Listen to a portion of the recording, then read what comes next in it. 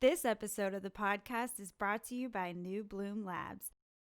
Cannabis producers that are creating innovative products with multiple cannabinoids need the best, most comprehensive potency analysis there is. And New Bloom Labs is leading the industry with potency testing of Delta 8, Delta 9, 2 isomers of Delta 10, and a dozen other major and minor cannabinoids that are shaping the industry. New Bloom always provides next business day turnaround on potency tests and 1 to 2 business day turnaround on most toxin screenings. They're ISO certified and DEA registered, so you know their science is first rate. If you've ever questioned your lab's potency reports of Delta 8 products, try New Bloom Labs. New Bloom will deliver the most precise Delta 8 analysis in the country and show you the raw chromatography to back it up. Call New Bloom Labs today at 844-TEST-CBD or visit their website at newbloomlabs.com. Superior science, rapid results, New Bloom Labs. This episode of the podcast is brought to you by our friends at Regrow, the premier cloud-based cannabis supply chain management system. If you have a vertically integrated and/or multi-state operation, Regrow will help you increase your revenue while keeping your entire operation fully compliant. Designed by software experts passionate about cannabis and the success of the industry, Regrow is built to automate manual tasks, reduce costs, and avoid shortages by creating dynamic workflows that maximize yields and increase profitability for your business. It's time to stop using whiteboards, spreadsheets, and email to manage your cultivation, distribution, and manufacturing processes. Contact the Regrow team today by visiting their website at regrow.io. That's regrow.io. Regrow, the premier cloud-based cannabis supply chain management system. Hello, my fellow people of the plant. Kevin Carrillo here, and welcome to another episode of the Cannabinoid Connect podcast. My guest today is Jason Lupoi, editor-in-chief at Terpenes and Testing Magazine and Extraction Magazine.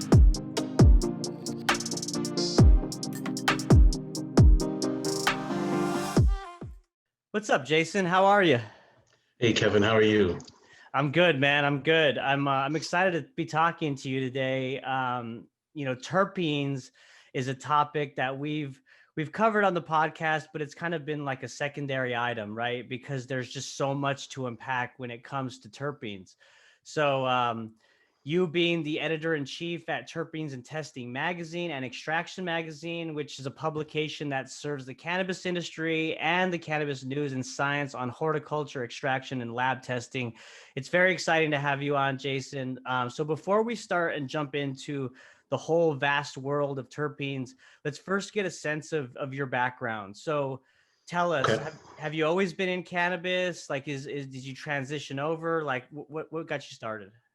Yeah, I mean, I think my story parallels a lot of people. You know, I one of the guys on our advisory board, I asked him, I always like to kind of get this same story from people. And I asked him, how did you know, like, did you know you were going to be in cannabis? And he said, at 15, I said I was going to be in the cannabis industry and it was destiny, but with me, I think, I went to graduate school. I was going for analytical chemistry. Part of our group's mission was to evaluate renewable energy applications for a wide variety of different plants. So we were, looking into plants. I started working with plants. I started understanding plant chemistry. So I knew I had an affinity for working with plants. But I did some postdoctoral appointments, and I was at the National Renewable Energy Lab in Colorado, and a company reached out to me in the cannabis space, and I ended up leaving the national lab for this startup company because I had a strong interest in being a part of this industry. I think for somebody going to graduate school, often the main paths for us are going to be something like pharmaceuticals or gas and oil or something much more traditional. And I don't really look at myself as being much, in line with tradition. I've never really been much of a conformist. So I wanted to be a part of something that was a bit off kilter. And I mean, what better industry than an industry that's been illegal for 80 years. So I took the position and I started to get my feet wet in the industry. Was Just to pause you there, was that just kind of an initial interest because you saw the industry as a burgeoning industry is about to kind of blow up, or were you an advocate and a consumer of the plant as well? So it was definitely, the fact that this was an exciting industry to be a part of. It was brand new. One person could honestly make a difference. I think we've seen that with many people's research over the past 5 or 10 years, depending on how long it's different legalities in different states.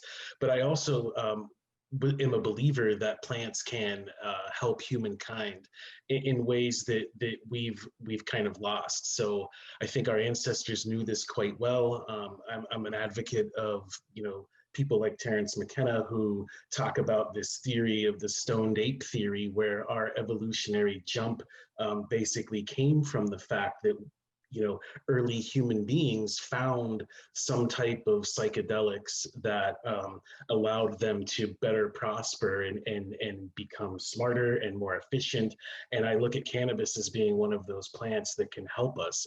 When I first started to learn about it, um, I was constantly amazed at what this plant could do. Really, from you hear things like psoriasis and depression. Well, one's external, one's internal. It's head to foot. It's really exciting. And I've known a lot of people who could have benefited from this plant had the plant been, had the plant not been demonized for 80 plus years. So I think that's what really sparked my interest in wanting to be a part of the industry. When I got to start to know folks in the industry, I realized, it's the kind of industry where you could let your hair down, you could be all, tattooed like I am and things like that. And it's not questioned. It was much more, I felt much more at home than where I might have felt in other industries. Absolutely. Yeah, I've gotten that feeling also. I mean, it's so new, and everybody, the most people in the industry are people of the plant, and they're just passionate about getting it out in the public, and it being more accessible to the consumers, both on the therapeutic, medicinal, and recreational side, right? And so, but I want to unpack what you said about Terence McKenna. So that is very fascinating because, Yeah. well, I mean, I've had a guest on where we talked about, Dr. Stuart Titus. He talked about this notion of deficient endocannabinoid deficiency, right? Because, like you just kind of touched on, our ancestors basically used these plants and we're biologically kind of connected with them, right? So talk to me a little bit about Terence McKenna and how his theory of how plants kind of helped us evolve as a human Yeah. race.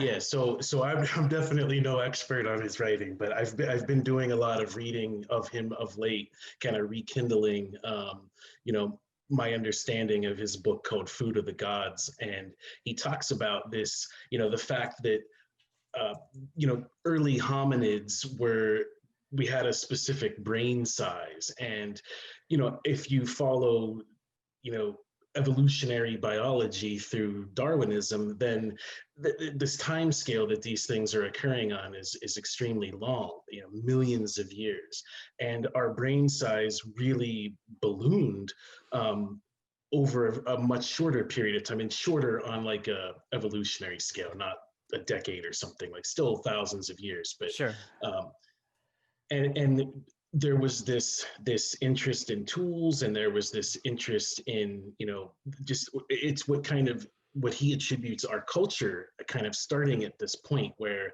these early hominids started to communicate, they started to use tools. He attributes a lot of this to the fact that some type of psychedelic that would have to be readily available everywhere that these nomadic populations were traveling to. They'd have to readily see it on the ground, and it would not need any kind of, with cannabis, we have to heat it to kind of unlock THC or CBD or what have you. This would have to be something that they consumed, and it immediately took effect. So So, he kind of flirts with ibogaine to a lesser degree, but and what strikes me is like psilocybin containing mushrooms, and so he says this is where our consciousness was basically revealed to us was through the use of these psychedelics. We started to realize things that we would realize through self-reflection, and then we started to look at our fellow human beings or early hominids as brothers and sisters and things of that nature. And I think that there's a lot of even though we kind of went off on a psychedelic tangent for a second, I think there's a lot of parallels with cannabis. Absolutely. Because to me, it's a plant that inspires great self-reflection, and I think that's what. Yeah, even though he didn't get into cannabis specifically because the book was more about this portion of the book was more about psychedelics. I see some trends there too. Yeah. Well, that's a beautiful way you put it. It inspires self-reflection, and someone who's experienced has had experience with psilocybin, not ibogaine, but psilocybin, and that's absolutely 100% true. I mean, in some ways, it totally removes the ego out of you, right? And you're just you kind of feel connected with everything that's living organisms in the world. It's a very weird kind of way to. I'm not explaining it probably the best way, but it does make you have that self-reflection and really look outward and kind of try to make sense of your place in this world, right? Because we get so tied up in the day-to-day and we're so consumed with what's happening in our own lives that we never kind of have time to look around. So it's totally okay that we go on a psychedelic tangent, because we cover psychedelics on this podcast as well. Good. So yeah, it's totally relevant. Go ahead. Well, I think that, what's interesting for me is, doing the kind of research that we do for terpenes and testing. We've started to cover psychedelics a lot more. And so we've started to, get more of an exposure to not just scientific literature, but, people's personal stories about how these substances have helped them. And when you look at our culture and, it's riddled with anxiety and depression and addiction, these are very sad and tragic notions that, they're not getting better. When you look at the statistics, it's just continuously increasing. And I think that, cannabis can serve great purpose for that, because there's been studies that have shown that a lot of people are using cannabis for anxiety and depression and PTSD. And so I think that it has its rightful place at our side. And I think the really exciting thing regarding psychedelics is you hear about the fast turnaround time. I just did an article with a group on ibogaine, and they're just in my research and through their own discussions, there's people that are reporting after just one session, they've been able to not succumb to opioid addiction, and to the point where they've been clean for several years. And I've heard the same thing regarding ketamine for depression, where after one session, and these substances, I mean, it's amazing, and it's like sad and amazing at the same time, because these substances have never gone away. They've been right there at our side for quite some time, thousands of years, and it's we who have migrated away from them when they were there all along that could help us. So to me, like that's still kind of, this is probably my very long-winded way of answering why I wanted to be in this industry, because there is such an onus on human beings to help other human beings get to a better place and a better quality of life. And I think that that's what I personally love about being at the publications that I'm associated with, because we are trying to go out there and find this information, talk to experts, and then relate the information to people. It's scientific information, but we're also trying to relate it to everyday people that don't have science backgrounds, because this is something that if people can just get past the stigma and taboo we've been indoctrinated with, they might really find that they can benefit from this. And I've seen this in my own family, where I have now successfully made converts for people to go get their medical cannabis card. And when you see your loved ones kind of take that step, like something so foreign to them, to move to a plant that can actually, I can't wait to see how they view their quality of life after maybe just one session of cannabis. Right. I think that's going to be really exciting, and I think that's what makes it all worth it. Yeah, Jason, I gotta applaud you, man, because in my last episode with Elise Gordon Holes, the whole theme around that was the importance of education in this industry, right? And making sure that people understand the benefits of all these plant-based medicines, right? Whether they want to consume and use them or not, right? Because it has been inherently connected with us since the beginning of human time, right? So I love what y'all are doing at Terpenes and Testing and your extraction magazine. So let's dive right into terpenes, right? The world of terpenes and what role they play in the natural world and how plants control their environments. It's fascinating. Yeah, it really is. I mean, you know,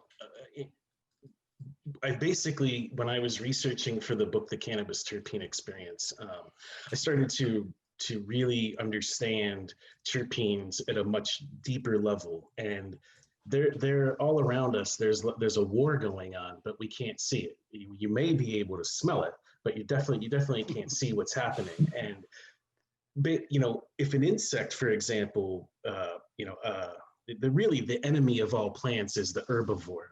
And so when the herbivore, some type of bug comes and lands on a plant and starts chewing on it, the plant will release chemicals in response to that. They can sense that they're being eaten, and they can release a chemical. It might be a bitter chemical that shoos the bug away, basically. But the cooler thing, and the thing that I like to liken to like the Godfather, is that the plant can release these chemical signals like a molecular phone call. And that call can be accepted by what I like to think of as like an insect hitman, because the predatory bug uh, will come and basically eat the bug that's attacking the plant. So the plant can send Wow. out this molecule that the other bug, smells it, let's say, it somehow gets the signal and comes to the plant's rescue. And I think that's really an interesting notion. Is there a mutual benefit for that predatory insect? Like once he smells that molecule that's dispersed from the plant, like does that predatory insect or bug get any value from that plant after, or is he just defending the plant? Well, he's defending the plant, but he's also getting his food supply because of that relationship. So there's been cases where, every time an herbivore pest is attacking a certain crop, you start to see these other predatory insects in the area, because they know that they're gonna be signaled by the plant. They're gonna come and get their food supply. So this has been the case with like spider mites. Herbivore spider mites attacking plants. The plant will release some bouquet of terpenes, and then a predatory mite will come and attack the spider mites, and the plant's integrity is retained. And while that occurs in the natural world, right? That is a tactic that some cultivators use for their crops, isn't it? Well, yeah, I think when you look at some of the permissible, pesticides to use, like for example, in California, many of them are essential oils, which are just nothing more than, predominantly terpenes. And then some people will bring in, insects. I've heard about like ladybugs and a praying mantis, to get rid of unwanted herbivore pests. And I don't necessarily know how common that is, but I think that it's really an intriguing way to naturally, it's bug versus bug basically at that point. Or I think that's kind of an interesting way to use nature to keep your crops healthy.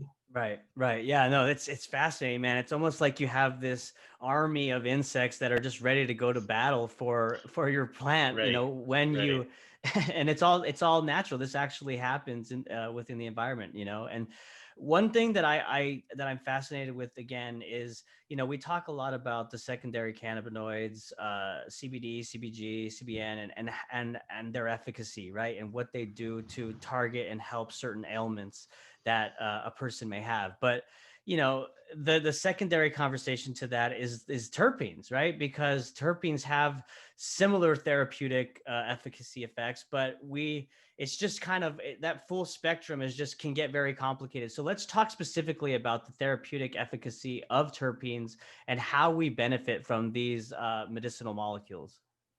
Yeah, well, I think that's like the really interesting part too, is that as much as, the natural world is rife with fragrant weapons and warfare and things like that, and this battle, these molecules are highly beneficial to humankind. And the interesting thing about terpenes, cannabis definitely popularized the terpene. It's much more of a household word now.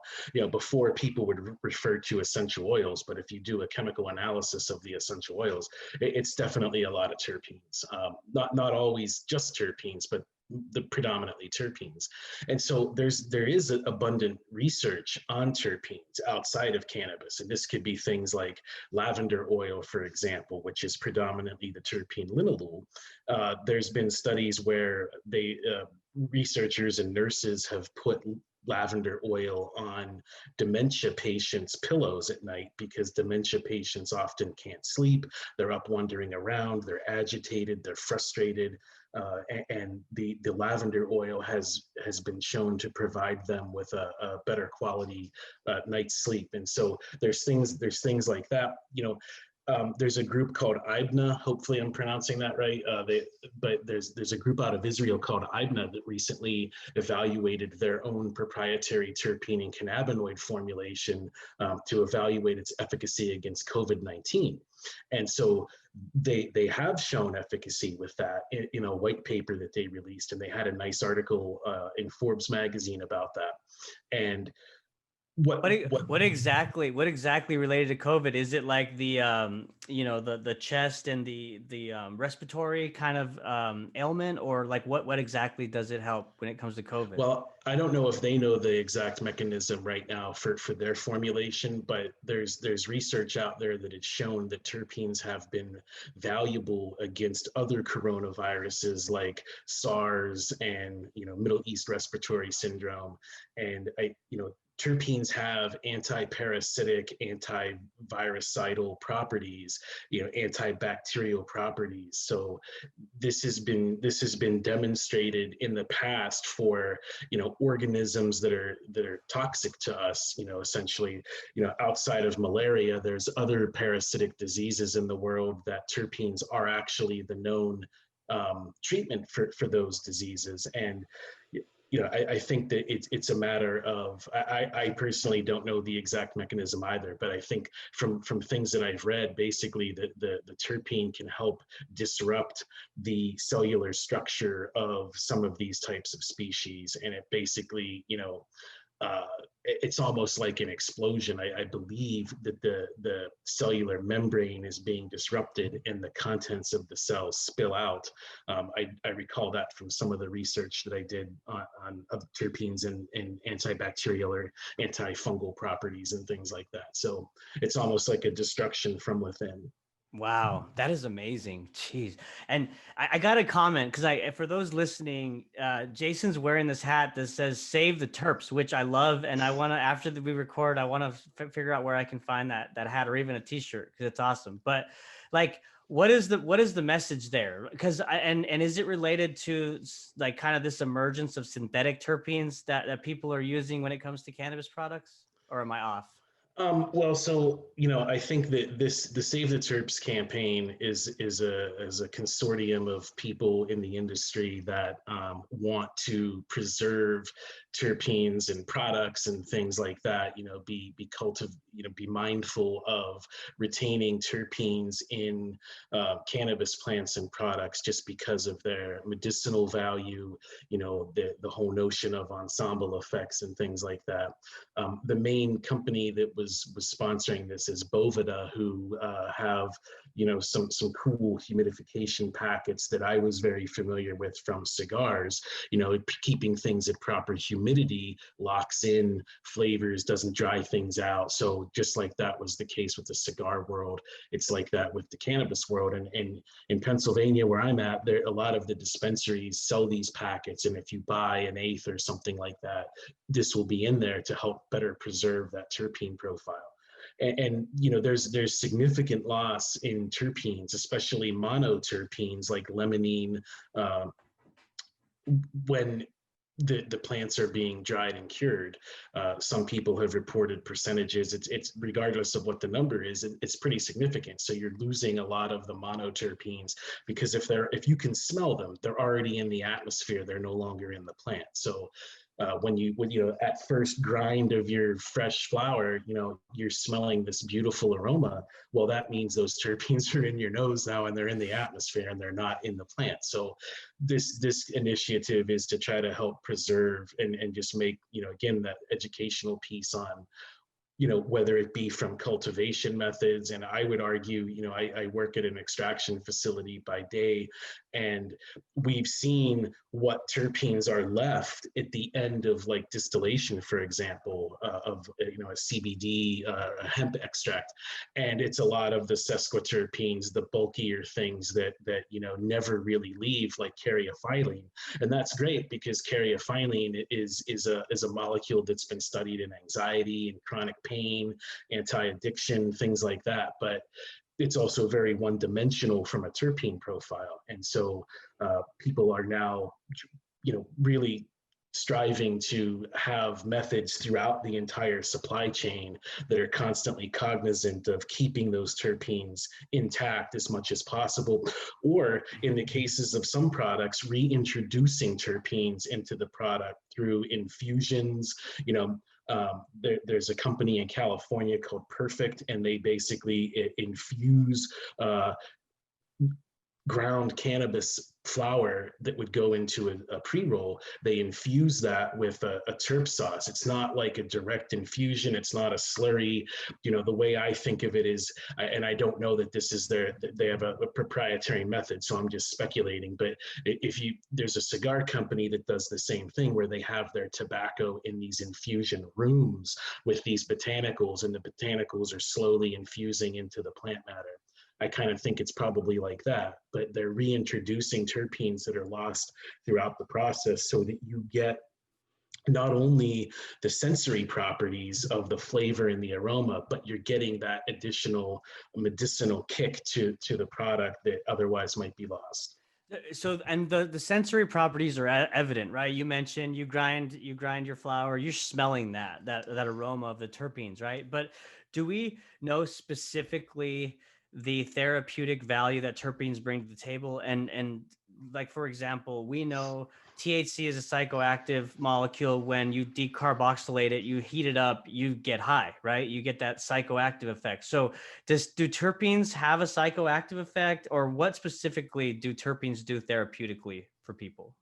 Yeah, I don't know that there's a necessarily a psychoactive property, but the medicinal properties that they all kind of converge on, and really they're very similar to cannabinoids. I've liked to say that outside of, you know, the intoxication, most things that a cannabinoid can do, a terpene can do too, from a medicinal perspective. So they have the same anti-anxiety properties, anti-depression.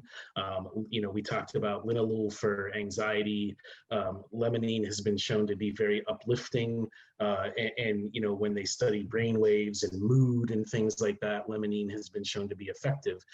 Things like caryophyllene, I mentioned pain. A lot of people report cushes to be good for chronic pain, and caryophyllene has been studied for its chronic pain, you know, efficacy there too. Pinene and caryophyllene both have been studied, you know, evaluated in memory retention. And when you look at neurodegenerative diseases like Parkinson's or Alzheimer's, there is this, you know, degradation of the mind basically, and of the memory. And so these terpenes have been studied in helping, you know, retain memory, and so they're strong candidates for potential treatments for Alzheimer's and things like that. Gotcha. And one of the things that really I find to be really powerful is the anti-cancer properties of terpenes. So there's terpenes like bisabolol that's typically common in chamomile, for example. Its anti-cancer properties are pretty amazing, and a lot, keep in mind that a lot of these studies have been done in petri dishes or on mice. Some of them have started to go into human clinical trials, and so those are the really interesting ones because they're much closer to us. But just the fact that you can see the data that shows that just this treatment with a very low concentration of a specific terpene, you read that it eradicated cancer cells in 24 hours.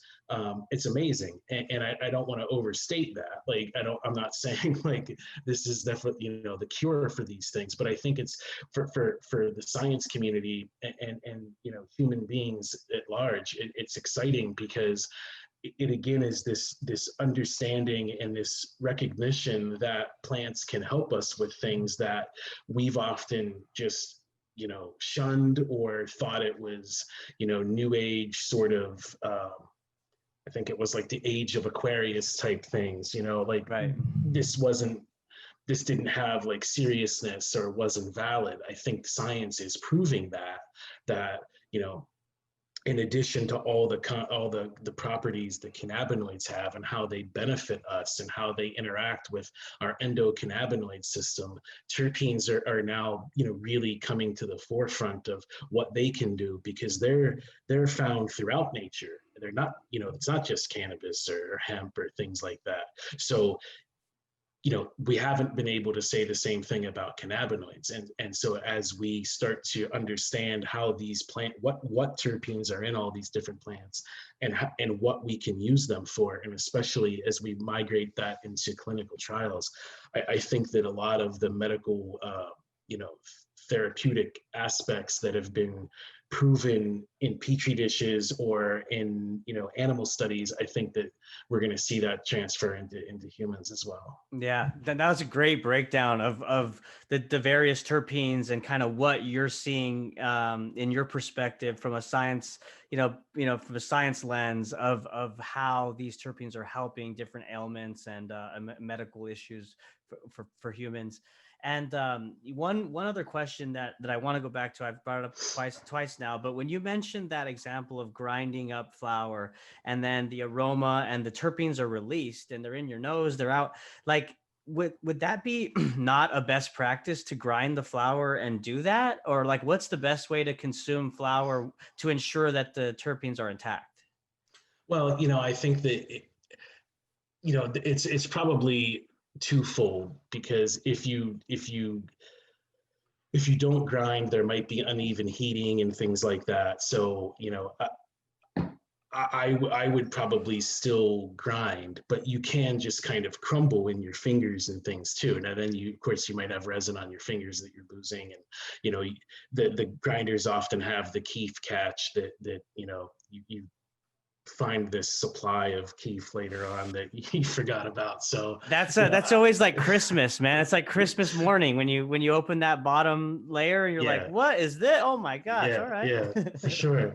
But I think that, I think it's just important to note that, if you're grinding or if you're buying things like pre-rolls that are pre-ground, things like that, it's kind of like when you have your coffee. A lot of people like to buy whole bean, and when you buy whole bean, you're still grinding it because you're trying to maximize that surface area because you're doing an extraction.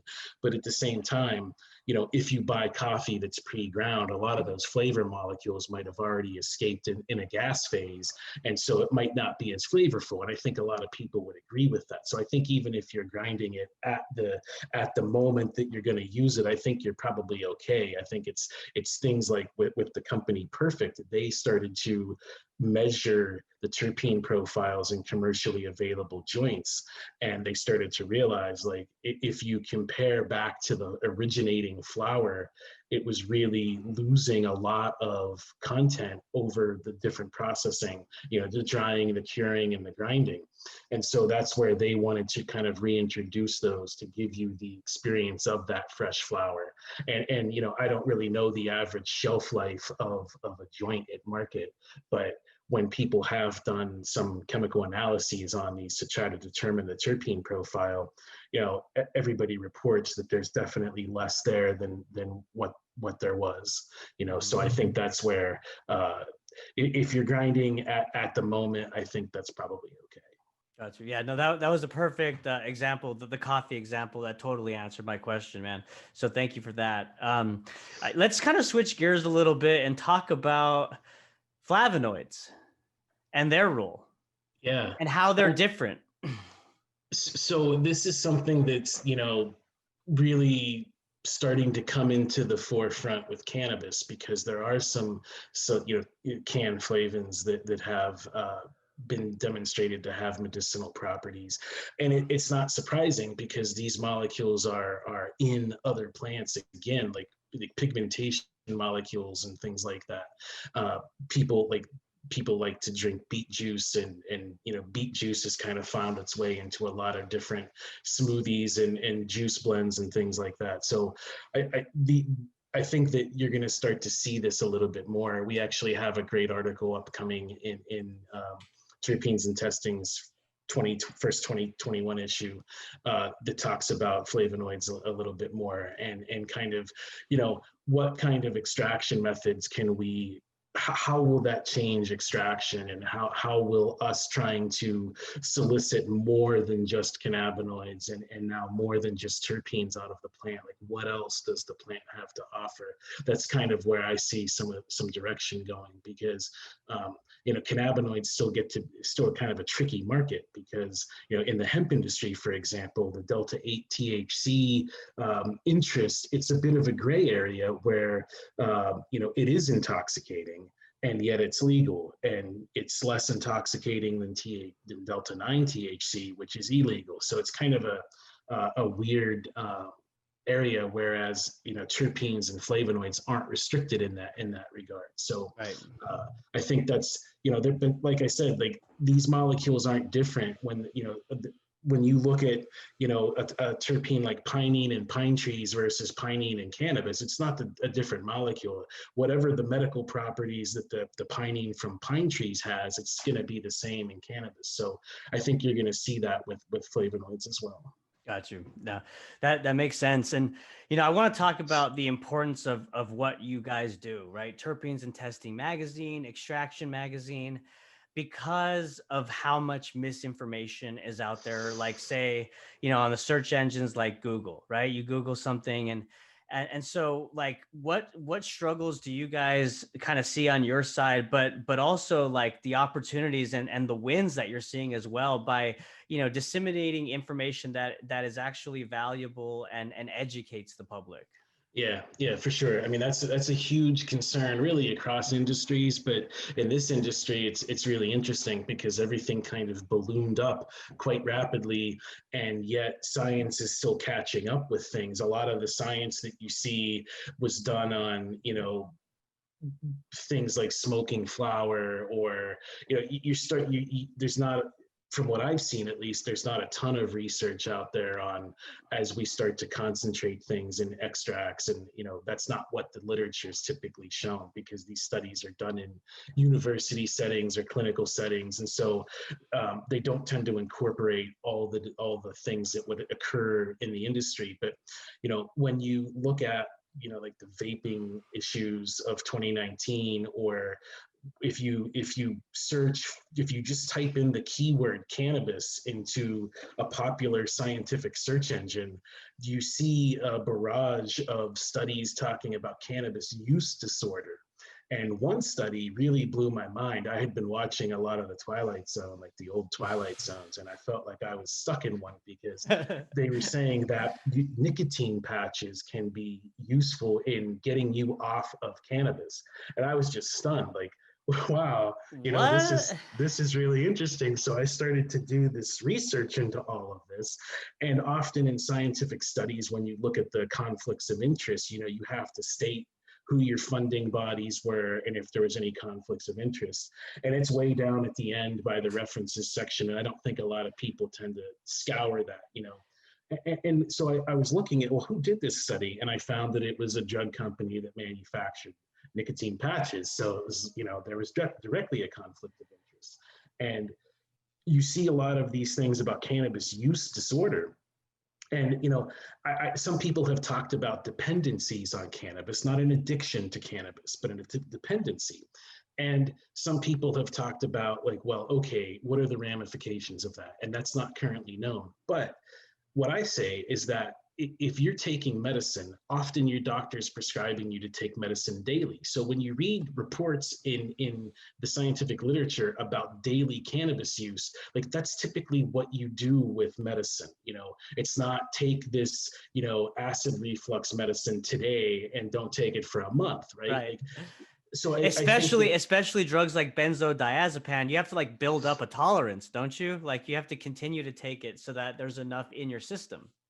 yeah. And I think, I mean, that makes sense. And I think that that's where some of the scientific literature still seems like it's grasping at straws to try to find anything possible that's negative. And that really goes back to who the funding sources are, because they're the ones funding the study. The researchers are trying to prove, often hypotheses. And some of the studies that I've read, if you just take little snippets of content from that study and plaster it on Fox News or whatever the case may be, it's going to seem like the sky is falling. And it's just not like that. And often when you read the limitations of a study, they'll say, don't overgeneralize what we're saying here. Like, this was our findings. We need to do more research, things like that. And I think unfortunately there has been a lot of misinformation, in the CBD industry. Like, CBD is in everything, and I read that it's in toothpicks and pillows. And I'm like, I feel like I could just surround myself with everything that has CBD in it. And I think that kind of diluted the market, and people started to doubt, like, well, wait a minute, if I can get this in a beer store, in a convenience store, how medicinal could it be? But there still is that medicine, as shown by like GW Pharmaceuticals, for example. So I think that's where we've tried to constantly bolster. I mean, I'll tell you, like, in doing terpene research, everybody wants to cite Ethan Russo's famous Taming THC paper that talks about the entourage effect. And it's the paper that really started to popularize that notion. But they're attributing things to Ethan that he did not say. They're just using that as a reference. Yeah, he covers a lot of stuff about terpenes. So, and this is, I found this with a specific example, was that a lot of people will say that if you eat ripe mango, 30 minutes before ingestion, your high will be intensified. And it's because of the terpene myrcene. And I was reading about this, and we were writing about it, and we always try to bolster what we're saying with scientific references. And somebody cited Ethan's paper, and it was not the case at all. If you type in BBB for blood-brain barrier, I tried it hyphenated, I tried it unhyphenated. Those words were not in the papers that it was being attributed to. There is a terpene that helps things cross the blood-brain barrier. It's borneol, terpenoid, the terpene alcohol, but you often don't see that. You see this perpetual sort of idea that it's myrcene, but it's not. And I've even had folks on our advisory board try to find scientific literature that says that, but it doesn't exist. Mm-hmm. So I'm not saying it's not true. It might be anecdotal that people ate a ripe mango and they felt higher, but like, that hasn't been necessarily proven in the scientific literature that we've been able to see. Right. And when you look at, I mean, I don't know how many people like look through the references of our blogs or articles, but we include details there that help people understand. Like, if it's a paper from 1970 that's been cited 3 times, it hasn't had that much of an impact on the scientific community. If the paper we also include the journal impact factor, which is just a number that says how impactful this journal is on the scientific community. And so the higher the number, the more impactful it's been. So that we try to showcase that stuff because we're trying to find articles out there that are of interest, but we also want to make sure that we're critiquing articles that are pseudoscience, or we have other PhDs and experts on our advisory boards that we can banter with and get their opinions before we take too big of a critique on something. But I think that's what separates us, is the focus on science, but brought to it's not like a lofty level that only some elite group of people can understand. Like, we want to make sure that everybody can understand what we're saying and yet trust that it is a valid piece of information. And we are constantly open to critique, because that's the way the world is, and we want to make sure that we're refining things and making it the best possible content that we can. So Yeah. we go through a lot of efforts to do that. It's not always the easiest thing in this industry because it was underground for so many years, and a lot of people are very protective of their intellectual property, and we definitely respect that. So it's not always the easiest thing to find some scientific reference, but we will fully be open with the fact that even if it is a scientific reference, given the nuances therein, I've read one study was critiquing other studies. It was a study about studies, and they were saying that the cigarette companies have been, instead of doing their marketing on normal sources through advertising, they're trying to publish scientific content about how nicotine can be good for all of these different medical applications if you just remove it from tobacco. And it's really interesting because the study was basically calling that out, that hey, this is not quite science, it's like scientific advertising. And Right. That's really not what we're And that is that's a slippery slope. I mean, and that's so good that y'all at Terpenes and Testing Magazine are being proactive in critiquing some of those science, quote unquote studies that are coming out, because that information needs to be debunked, right? I had Emma Chasen on the podcast, and she echoed what you're saying in terms of that focus by the government to administer, studies, peer review, research studies, all this stuff, but with the intent of demonizing the plant more, right? And only kind of speaking to the negative, like you said, it being not addictive, but what was the word you used? Dependency. Yeah. So it's good that you guys are doing that. And so my question, kind of to follow up on this, is that emergence of misinformation still happening, or are people becoming more savvy, and are more people kind of combating that misinformation with new content? I mean, I think that's definitely the case in forums like ours or other similar forums, where like we're not out to just say all good things either. Like, if there are negative things, we want to make sure people understand that, and we do our part to help keep people safe. And so that said, you're definitely still seeing that. You could look in some of these online search engines, like scientific search engines, and you could filter by year. And so if you filter by like 2019 and up, very recent studies, you see a whole barrage of cannabis use dependency studies. And it's interesting because when you read some of the language, they're talking about preventing the daily use of cannabis. And that's what I was alluding to before, where like I said, that's what you do with medicine. I don't understand what world they're coming from, because despite what our federal government says, something like 35 states, it's good that I can't keep track of that because it keeps increasing. Right. That many states, it's about 75% of the country says it is medicinal.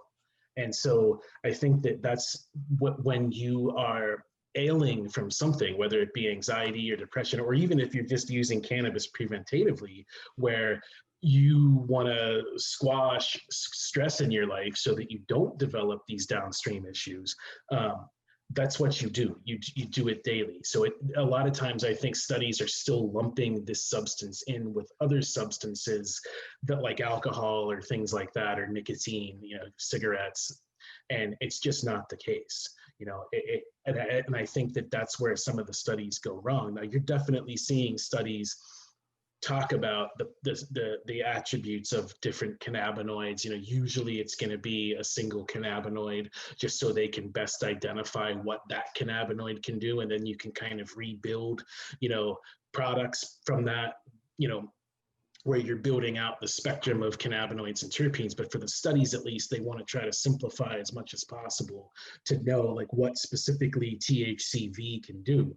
And I think those are definitely on the rise. And I do think there's a paradigm shift where I look at it like, like the zombie movies where there's a hand coming up from out of a grave. Like, I feel like that hand is going in reverse, though. Like, some of these studies are a last ditch effort to try to change, or maybe keep things the way that they are with federal illegality and things like that. But when you look at the amounts of people that are benefiting versus the amounts of people that benefit. I mean, like, opioids are definitely medicinal, right? Like, nobody's really doubting that, but look at the problem it's created in our culture. I mean, I live in the Pittsburgh, Pennsylvania area, and there's bathrooms that have changed their lighting to blue so that people, trying to shoot up heroin can't find their veins and OD in the bathroom, which leads me to believe this must have happened. And they tried to, figure out a way to take care of this. And it's really a major trauma to society that, we've put our trust in medicines like that, and there is a dependency there, and that was not really being touted, even though it was well known for a very long time. People were, doctors were just dealing in these pharmaceuticals, like they were nothing, and often to traumatic ends. So, I think that you're going to see this sort of surge in cannabis science studies that are productive and that are honest and that actually reflect the medicinal properties of the plant, because there's just too many experts. It's not like, as much as I love Cheech and Chong, it's not like that. It's like you have credible people like an Ethan Russo or a Jehan Marku, talking about this is the medical aspect of these plants, and they're standing behind it. They're putting their reputations on the line, just like Terrence McKenna did when he was talking about, ethnobotanical plants like psilocybin or ayahuasca. So that's what really I think it's those people that are going to survive this. And I think you're going to start to see less of these reefer madness type studies. And like I said, if it's honestly the way that things are, I think it's worth it. People know the information in that study, but much too often you find I mean, I could share examples of where you look at mainstream media sources, and that's really where things start to go south, because of course, the mainstream media takes some blurb, like I said, and they really blow that up, and then they're writing about scientific content, and I'm sure they have science writers and things like that, but like I said, often in these studies, there's limitations, and often the limitations of the study are quite long. Right. And I think that's what really kind of contributes to this doom and gloom scenario where, cannabis is an addictive drug. It's lumped in with these other substances, and it's just kind of a dying argument.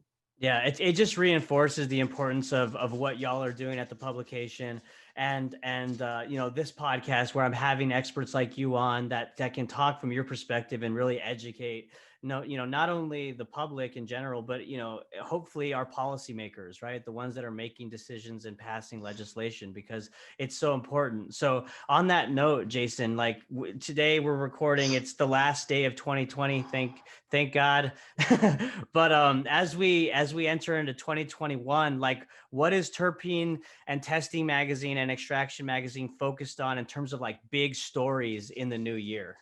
Yeah, well, I'll tell you, we are having our first psychedelic science conference in October in Denver. We're really excited about that. I've definitely been vocal on my want to explore that, just because, like I said, when you hear that a person suffering from depression no longer feels depressed after one day. Like it's just amazing. And you know, that may be a strong embellishment, and that might not be everybody, of course. You know, I tend to think life is bell shaped, and there's going to be extremes, and there's going to be a majority in the middle.